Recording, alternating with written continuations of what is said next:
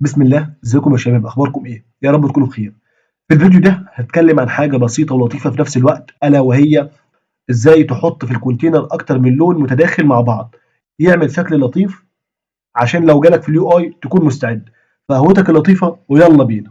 عشان نعمل كونتينر زي ده فيه اكتر من لون، هنستخدم حاجه اسمها لاينر جريدنت في البوكس ديكوريشن. من اسمها كده دي بتستقبل اكتر من لون، انت تقدر توزع على حسب اللي محتاجه. لما تيجي يا باشمهندس تشوف الكلام ده بشكل عملي افضل. يلا بينا.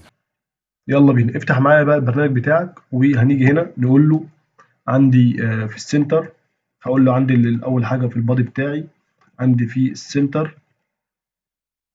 هاجي اقول له عندي التشايلد بتاعتي عباره عن كونتينر. تمام، هقول له الكونتينر بتاعي، اقول له هدي له ويتس وهايت الاول. اقول له مثلا الويتس بتاعه 200. ماشي، والهايت بتاعه مثلا 400. وهاجي تحت هنا اقول له ان الديكوريشن بتاعي، هقول له البوكس ديكوريشن بتاعي، هقول له عندي بوردر ريديوس الاول. بوردر ريديوس دوت سيركلر، هدي له 16. وهاجي هنا بعدها هقول له عندي في الجريدنت دي بتاخد مني لاينر جريدنت. تمام، هقول له عندي اللاينر جريدنت بتاعتي. هيقول لي عايز الكالرز، امسح الكالرز، امسح دي كده. البيجين بتاعي، ماشي، البيجين بتاعي هقول له الالاينمنت. تمام،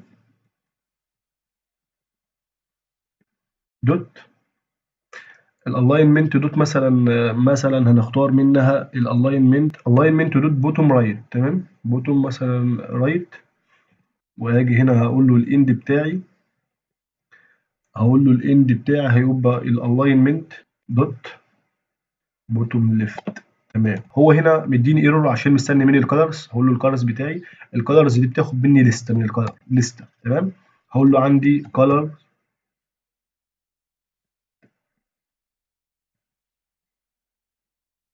دوت لايت بلو، وهدي له كالرز كمان